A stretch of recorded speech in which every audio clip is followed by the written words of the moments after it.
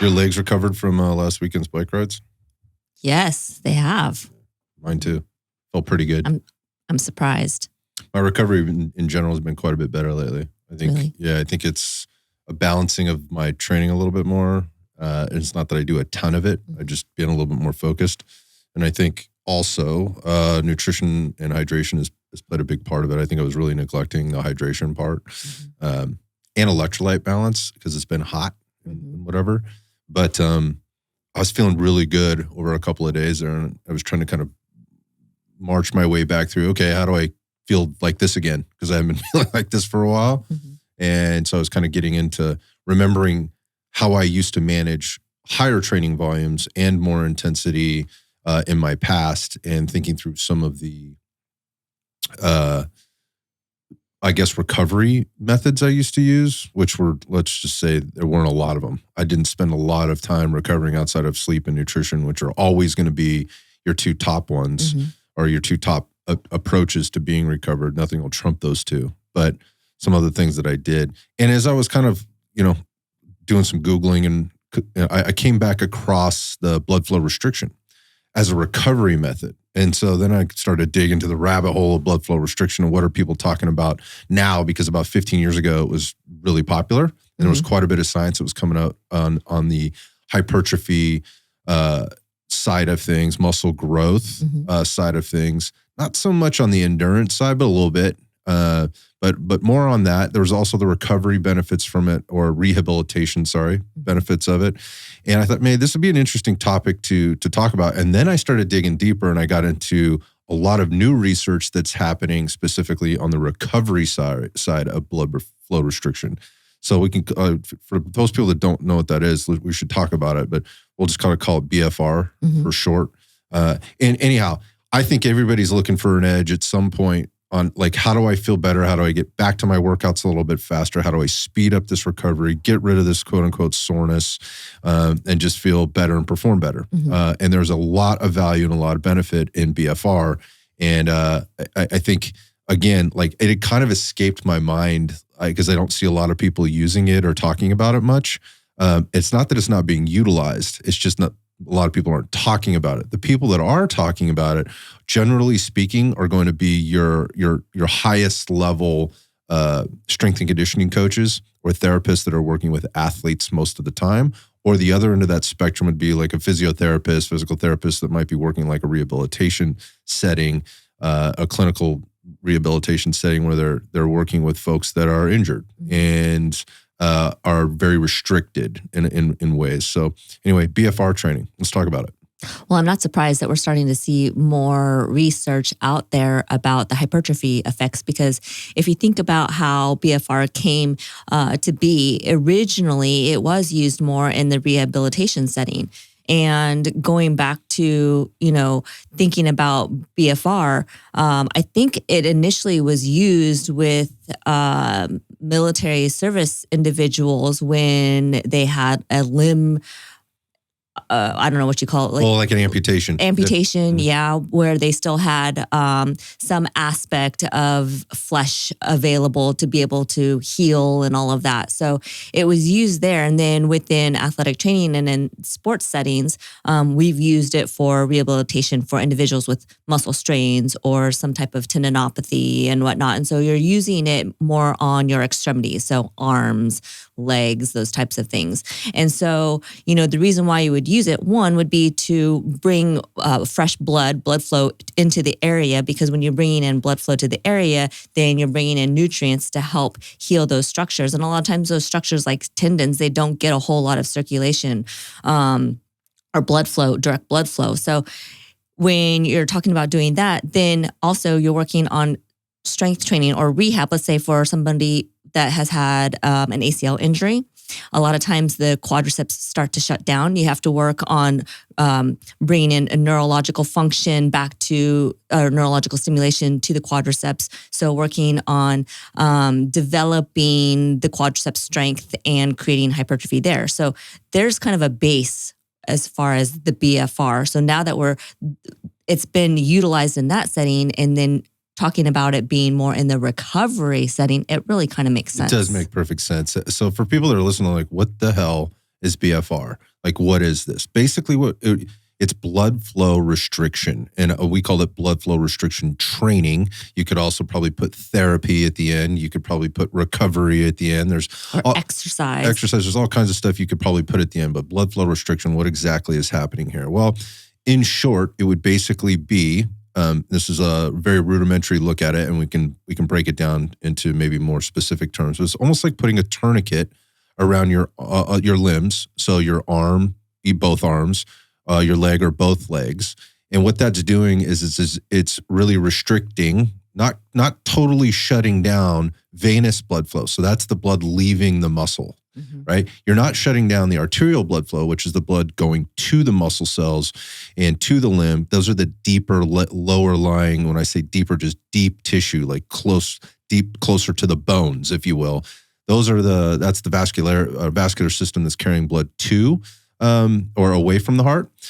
The veins are more towards the surface, and so because that quote unquote tourniquet or band or restriction, we can talk about the different types that are out there.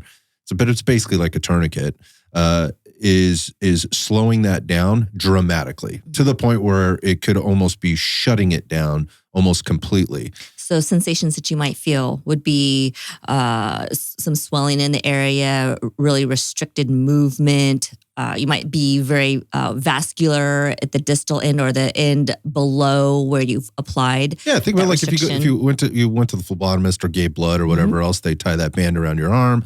All of a sudden your veins are popping. They use that to find the vein. They put that vein or they put that needle in there, right, or that catheter in there, whatever that they're using, and then they pull the band off and the blood begins to flow. So that's going into a vein, not an artery. What is happening there, and why are we doing this? So again, we just talked about sort of the function of it, but what is going on while that's happening? So if I'm and going back to like, what exactly am I doing? Am I just tying tourniquets around my legs and my arms and I'm going to get some type of response? No, you would be applying some type of movement or exercise in this case. And so if we looked at it like from the bodybuilding and the hypertrophy piece, if you can imagine, again, tying that rubber band around your arm and then doing an arm curl, what's going to happen? Like, well, first off, you're going to start to feel a muscle pump because while blood is going in, blood is not leaving. And so that might be kind of attractive to somebody. Like, if you want the pumps, like you're going to if you're chasing the pump, BFR is a great way to chase the pump. But some of the things that you should know going into it is, one, you use very light loads.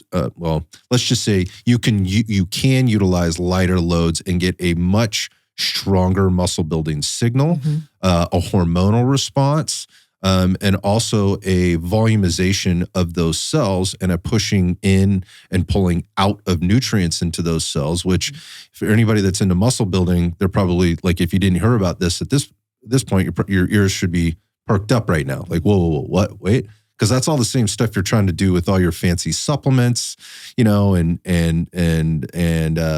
pre-workouts and your freaking volumizers that you're using during workout, all that kind of stuff. This would be basically an outside stimulus or an outside modality to force that to happen from a physical sense. Yeah, so you're creating some mechanical resistance and tension with that band or cuff. Yeah, and one of the typical like protocols would be what they call like a 30, 15, 15, 15 protocol in terms of reps. Yeah, so you're getting about 75 repetitions. Yeah, so on that first 30, it's going to be light. So if let's just say my dumbbell curls were like 40 pounders. Right, I would drop that weight, by about probably somewhere in the neighborhood of 25%, and I would use a much lighter weight. So that's something that I could do that 30 reps with, right? Likely no problem, and it's probably not going to feel that heavy for me, right? So I get through my 30, now I'm starting to build up this. Basically, there's like a backflow of blood and fluid inside the muscle, the local muscles that I'm utilizing for this arm curl. It's good, dumbbell arm curl. Think of your biceps. You rest, then you do another 15. You rest, you do another 15. You rest, you do another 15, and you do up to 4 sets there. Well, by the time you're starting to get to sets number 2, 3, 4, and 5, you're going to start to feel a high level of restriction and probably some level of muscle failure. But what's going on there? Like there's there's again this backflow of pressure and this fluid and waste products that are building up inside those cells. Again, blood pushing in, not being able to leave the area, starts to become very painful, like tight, very tight. And for those people that don't know what the term painful pumps mean, that's what you're talking about. It's a fairly painful pump. And then at the end of that fourth set, then you undo the restriction, or you loosen up the band or the quote unquote tourniquet. And then what's happening there is this immediate rush of blood out as well as blood in to backfill. And again, some of the benefits of that are this very strong muscle building signal, a cell volumization, almost forcing nutrients. And this is where I want to get into the recovery piece a little bit later, but you're forcing that stuff in there. And one of the other big things that happens is it stimulates protein synthesis. So again, if your goal is building muscle, like there's a lot of solid meta-analysis around the benefits of blood flow restriction training for muscle hypertrophy. There are multiple different protocols out there. The one that you just mentioned, that is definitely one. But let's also talk about the fact that, again, here we are with BFR, and it's paralleling for hypertrophy, something that you would also do within the rehab section as well. Talk about it. As far as applying the restriction, going through a range of motion with a protocol of a 30, 15, 15, 15. You could even do like a 20, 10, 10, or 4 sets of 15. And the other thing is, for some individuals, you don't necessarily have to use a load. You can just use your body weight. And so this could also be really good for the hypertrophic effect for individuals who might have some type of musculoskeletal injury where it's very limiting, or somebody who might be older that is looking to gain some girth and gain some strength, but is limited in what their abilities are. Yeah, so a key point here being you don't have to use very much weight. You can use much lighter weight and get like an accelerated result, or I guess a layering on of the results that you would get by not doing BFR. So I think that's attractive, particularly in the clinical setting with somebody that you're trying to introduce to something that hasn't or has, again, going back to the limitation. They don't have the strength. They have an injury. You just mentioned like people with amputations and things like that. Like if you don't have hands and you can't hang on to, something, right? Or you're trying to get familiar with your prosthetics and things like that. And this happens a lot and has happened a lot since this 20-year war that we've just had, or we've just kind of gotten through. A lot of advancements, and this is where this is coming from, is kind of what we're talking about. Like if I have trouble kind of holding on to something, like this, and particularly with something heavy, this allows me to maybe grip or handle or row or pull or push or whatever it is that I'm doing, something that's a little bit lighter, and still get a good result and really localize it, right? And really focus on it. Obviously, you're not going to do this around your trunk. These are very specific bands that would go around your arms or your legs. And when we say where, it would be like up around the biceps area, right? And then around the quadriceps area, high into the groin quad, area, like almost into the groin. And there's a few different tools that they use, or I guess modalities that they use, or versions, I should say, of these tools, and we'll talk about those a little bit. But I got off track there a little bit with the clinical like rehab setting. So less weight, right? Very concentrated. And there's a lot of science behind this now, specific to strength building, but also endurance building. Yep, trying to create a kind of like a intermittent hypoxic effect there. So again, you're occluding those vessels, so cutting off some of the circulation to then when you release it, there's a rush of blood flow. And when you have a rush of blood flow, you have a rush of, red blood cells, which carry oxygen to oxygenate your muscles. And also with the healing process. So going back to the clinical setting outside of endurance, and you specifically talking about like tendons, ligaments, tendons specifically that just don't get a lot of blood flow. We can really force that process to happen. Yeah, It's like a pumping action. Yeah, the other thing with the occlusion and the intermittent hypoxic effect, you can also stimulate different muscle fibers. So working on more of an endurance effect of the specific limbs or of the body in general. That's depending on application. The application of the exercise or the movement, let's call it movement rather than exercise. Not where the bands go, right? Not necessarily where the bands are going, where the occlusion is happening. That's pretty much going to be standard across the board. It's how you're applying the movement. And that's, again, like going back to my, kind of how I got on this topic and started digging back into the rabbit hole. It was more on the recovery side. And so if we already have this, if we know, and again, this is well documented, we know you get a higher level cell volumization all the way down to the mitochondrial level. So because we are forcing this this pushing and pulling effect, pumping effect with blood flow, nutrients, fluid, lymph, things that are being pulled in and out of the muscle cell all the way down to the mitochondrial level with this. You've used the term occlusion a couple of times. Same thing. So we've occluded this blood flow. It's the same as the BFR for those people that are wondering what that is. The other thing is again, it drives that in and of itself drives a high level of muscle protein synthesis. So if we're trying to build or repair, that shit's important, right? As compared to cold water therapy post-workout, which actually does the opposite, which is what the science is now showing us, that it actually slows down or in some cases completely stops the muscle protein synthesis, jumping in an ice bath after a workout, right? Muscle building workout. So think about that. So interesting thing there. The other thing it does, again, is it drives a hormonal response, an anabolic response. So think of that as being like a strong muscle building signal. It tells the muscle going back, and now it has this nutrients there. This muscle protein synthesis has been instigated to help with all the things that we're trying to do in terms of repair, recovery, growth, all of those things. And I would say the last part of it is aside from the training effect you can get from it, from muscle building and or endurance type of stuff. It also it can feel really good if you're an athlete that likes to feel that rush, that pump, right? And I think where this ties in is kind of moving into the recovery piece. If it feels good for an athlete, if it feels good for somebody, they're generally going to do it, right? With all the recovery modalities that are out there, I find this one interesting because you're either going to hate it. It's funny, I was talking to Steven about this the other day. He's like, oh, I'd never do that shit. This stuff makes my skin crawl even thinking about, doing that. Interesting. Yeah, he was like, no, I'm not even doing it. Like, he's just what I just said, quote unquote, makes my skin crawl even thinking about, he's like putting a tourniquet on my arms or my legs afterward. No way, I'm not doing it.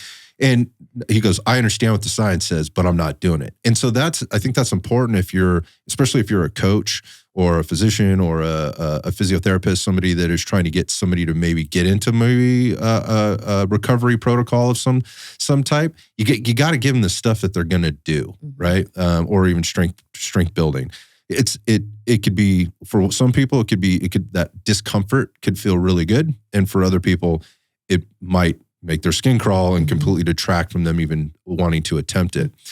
Something to bring up here is before we get into the recovery piece, with the science that's out there, they have used with an air pressure cuff that you'd think of it like a blood pressure type cuff that would go around your limbs.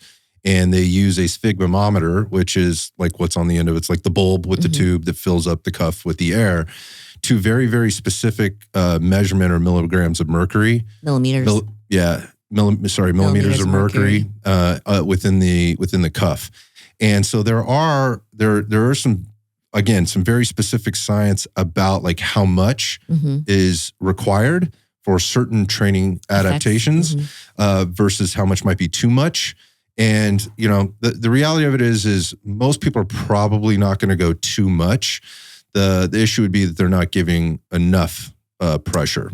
And so what you've seen is, while that research exists, there's still a lot to be said for some simple band type applications that is like a Velcro, literally looks like a tourniquet of sorts, or like a Chopat that you might see somebody wearing on their, like around their knee, or their their lower leg or elbow area.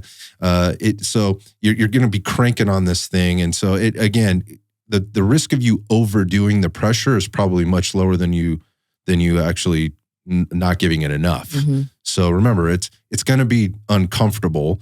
And there's a certain level of comfort. And again, going back to like who's going to use it, you have to be okay with that. But I think like a lot of athletes, like they'll endure the suck to feel like the benefit afterwards, which is oftentimes number one, obviously quicker recovery, and then long-term the benefits that we've already talked about, but also like this muscle pump. I mean, who doesn't want that? You're vascular, you feel good, you got a great workout. There's kind of a release, an endorphin release that kind of goes along with that. Mm-hmm.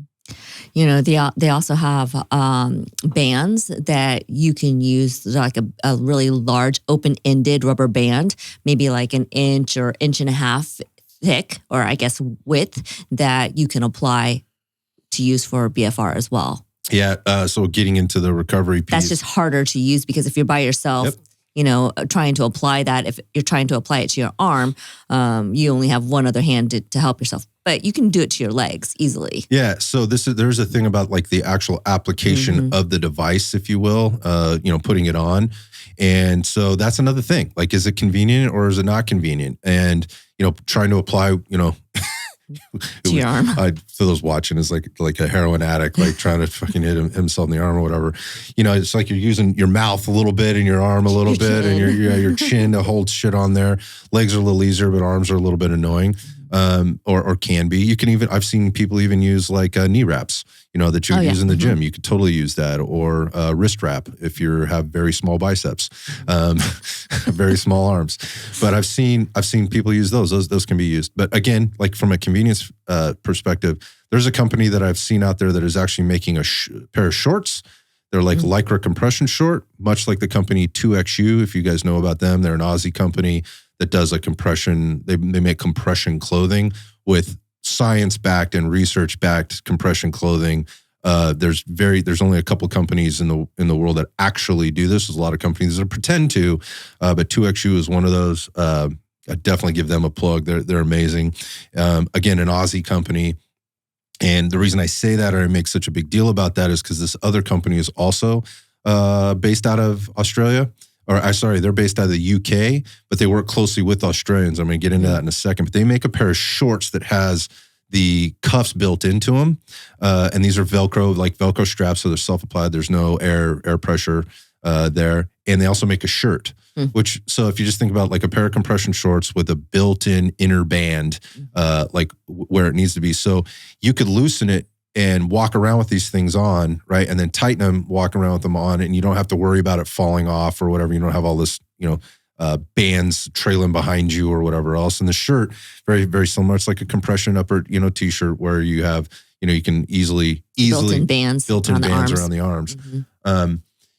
Anyhow, on the recovery side, and I say that going back to the Aussies, going back to the UK, where a lot of this newer research around the recovery piece is coming from is from the guys that I always go to when it comes to sports science research first, and they usually come out of those countries. The reasons why they are working with some of the most fit athletes, in the world on a regular basis, where they get a lot of funding to do it, and there's the environments are relatively controlled. There's finance there in order to apply certain things, studies, research, equipment, technologies, and things like that in the world of Australian rules football or rugby, also soccer in Europe. I mean, those teams spare no expense on the physiotherapy side of things, the strength and conditioning side of things, the technology side of things to get an advantage. And one of the things that those types of teams, call it rugby, they're actually using it in race car driving, like F1 racing. Oh, I didn't know that. Yep. There's been some study done there as well. Tennis, there's actually quite a bit of study around this in tennis. And when you think about this, like people may agree or disagree, but these are athletes that play multiple matches or go for hours on end and then get very little recovery before they have to play their next match or get on a plane or a bus or something like that to then go off to the next thing. I think about first responders, some of the special operations guys I know that are constantly having to train, recover, deploy, do the things that they do. And it sort of kind of resonated with me, these coaches and these therapists and these doctors that are in these environments are getting firsthand look at the actual impacts, positive impacts of what these are, or what this BFR can provide. So going back, like, you're also talking about highly trained athletes. So a lot of times what bothers me is we see, like, particularly with like endurance and recovery training, it often revolves around either bodybuilding science or also like cyclists and runners, which there's a lot of money that gets pumped into cycling as well. And there's a lot of, I think there's a lot of research that can get pulled out of there and extrapolated. But I also think it's very limiting, because while cycling, and I've said this many times, is a power sport if you want to compete and win. It's not like rugby. It's not like Australian rules football, where these guys are big, powerful, muscular athletes that are pushing the envelope on all the different domains of fitness. Yeah. Strength, speed, quickness, agility, coordination, endurance, muscular endurance, cardiovascular endurance. I mean, they run the gamut. So I say all that to say these companies are working with people like that to understand things better. And there's a lot of cool stuff coming out. One of which is, when we look at the recovery methods, like, by the same reasons, like it works, like BFR can work and be very beneficial for muscle growth. It can also be, or muscle endurance. It can also be very beneficial for recovery, injured or not, right? And so when I say recovery, I just mean recovery from the bout of exercise, the match that you did, the set that you did, the whatever, I guess, endeavor that you're involved in, to prep you for the next one. Which, again, when you're looking at those types of athletes, they are constantly looking for an edge. Yeah, they're constantly looking for an edge. There's money involved, so that's why a lot of this research comes from. But the Aussies, just in general, and the UK gets a ton of funding for grants and studies and things like that. They're really on the cutting edge most of the time. And then when you look at like American sports, like things like football, okay, big, powerful athletes, the NFL, but they play 16 games a year, right? Versus like 55 games in a soccer season or something like that. Like there's a vast difference in the amount of touches that you get with people to see what works and what doesn't. Also, the way the game of football, American football, is set up, it's you're only running X amount of plays per game. There's an offense, there's a defense. I mean, the total amount of playing time is very limited compared to a 90-minute soccer match where you could be out there the entire time and do that a few days a week. And then obviously on the rugby pitch, a totally different story. I mean, totally, you were going full speed ahead the entire time. So anyway, I obviously I got kind of excited about it because I'm looking at it and go, man, they're figuring out tons of things. And one of the things that they're figuring out is that part of this BFR on the recovery end of things can be like combined with other recovery methods. Yeah. And it can also be done in between. It doesn't have to be done at the gym or in the training room. It could be done in between. Again, there's a lot of downtime for, well, let's just say schedules are tight, right? And so if you're trying to fit recovery into your schedule, usually it's the first thing that goes. I know it is for me. Like if I got to get a workout in and I should be spending at least 20% of my time going through a warm up and a cool down. Yeah. What's the first thing that gets cut out? The cool down. The warm up and the cool down, right? Like the warm up always gets done now. Like it always, because I know the consequences of that. But the recovery is usually the thing that gets pulled out or it gets done sporadically. So, with BFR, you can do this sitting in your car. Right. So, I mean, that would be the passive method of using BFR. So as you're saying, sitting in your car, or if you're traveling in the airport, on the airplane, sitting on your couch, watching TV or whatever, you can sit there and do it and not have to really do anything except for keep track of time. Yeah. While you're watching TV or playing on your phone or whatever else. And so, I think if you have that busy schedule, or if you're stuck in a hotel room or whatever, whether you're an athlete or just, you're a busy professional who is taking their training and recovery really seriously, these are things that could be taken with you They're non-invasive. They're easy to apply. Portable. They're very portable. And so that's like the passive way. And that's literally, for a length of time, you go through the seclusion, you let it go. Maybe you're doing some light movement, like knee extension, hip extension, inflection, walking. I was listening to a couple of coaches talking and going back to the rugby soccer guys. This is the guy that's the physio and strength and conditioning coach. I think he does both for the LA Galaxy, which is the big soccer team. And the guys are they're using like a cold therapy. There's a time and place for cold therapy. I said what I said about ice baths very specifically, so hopefully nobody's taking that out of context. But apparently what these guys is they're throwing on these shorts and these shirts, and they're putting those on in the morning. They'll go down to the ocean because the ocean is not uber cold, but it's cold enough to kind of feel refreshed, stimulate that parasympathetic system in a little bit of a different way. And they're going in with their BFR stuff on. And so they're kind of doing two things at one time. And they're doing that on their own. They're not having to be told or assigned to do that. And they're reporting back. And again, soccer gets quite a bit of funding, and there's always a lot of research coming out of those training rooms. They're getting better HRV scores. They're getting better recovery scores, or better HRV and better recovery scores, from their athletes, both in the measurable data and also the subjective data, or subjective reporting that they're giving them. So I thought that was kind of interesting because you can kind of do two things at one time. One of the other ways they're applying that was what they call a bike flush. Oh, that's right. I remember reading something about that as well. Yeah. So after they're coming off of a match, or after a heavy workout or heavy practice week, what they're doing is they're throwing on the BFR and they're getting onto a bicycle. These are, again, soccer guys, so it's very lower limb dominant. And they're spending a period of time on that bicycle, just in low resistance, spinning their legs, a little higher cadence, spinning their legs, and working through these BFR protocols to speed up the recovery process. And so, while some of the let's say the research on it is still sort of in process, I think it all kind of looks pretty promising. Based on what we already know, I mean, you can draw some reasonable conclusions, but there's tons of stuff happening, and I'm told, again, getting kind of deep into this, that there should be some papers coming out very quickly that will support that. So, anyways, what else do we want to say about BFR? I think if it sounds interesting for individuals, they should definitely dive in and start reading about it, because there's a lot of material out there. Tons. Yeah.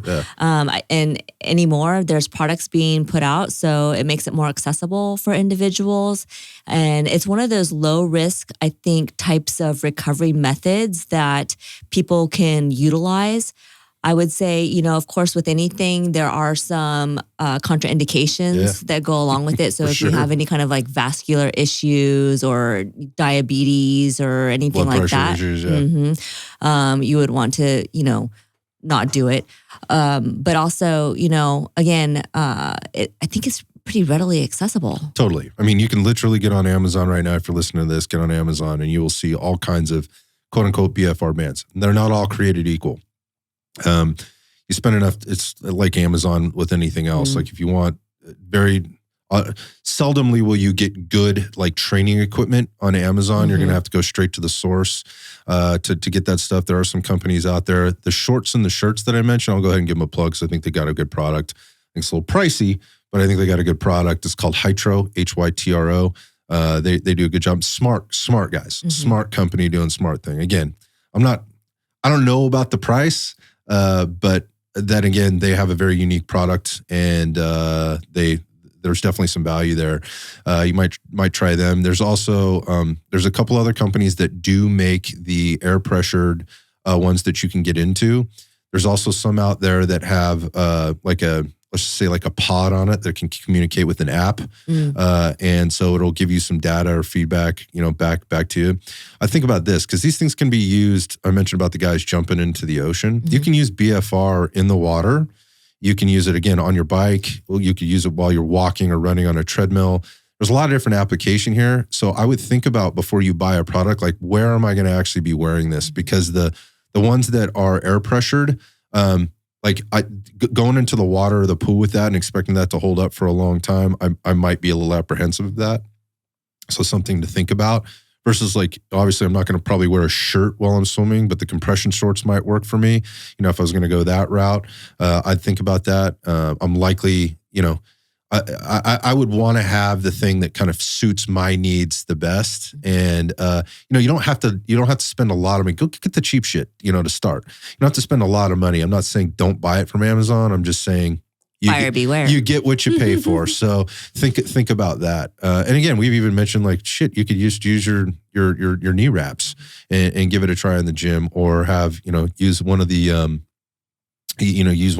super bands, or a couple of the super bands that you have in the gym. Again, those might be a little uncomfortable, tugging on your skin and your hair, depending on how hair you are or whatever else. But BFR, I think it's going back to sort of our theme that we've been talking about for the last month or so, just with recovery and managing those processes. We always talk about muscle building. We're always talking about improving fitness. But anytime you can improve your recovery, it's going to have exponential effects on your fitness as a whole and on your health. Just something new to try. I haven't done it in a long, long time, but going back to my recovery process, I think I'm going to give it a try, so I can give like a self-report back, like now having a little bit more knowledge under my belt, and feeling as good as I felt with just some of the other basic shit I was doing. Man, if I could get a few more percentage points on how good I was feeling this last few weeks, I'll do that all day long. Yeah. So it's cheap, easy, convenient. Anybody can do it. Again, you mentioned some contraindications. Be careful of that. Maybe consult your physician if you have a concern. But check out BFR Training.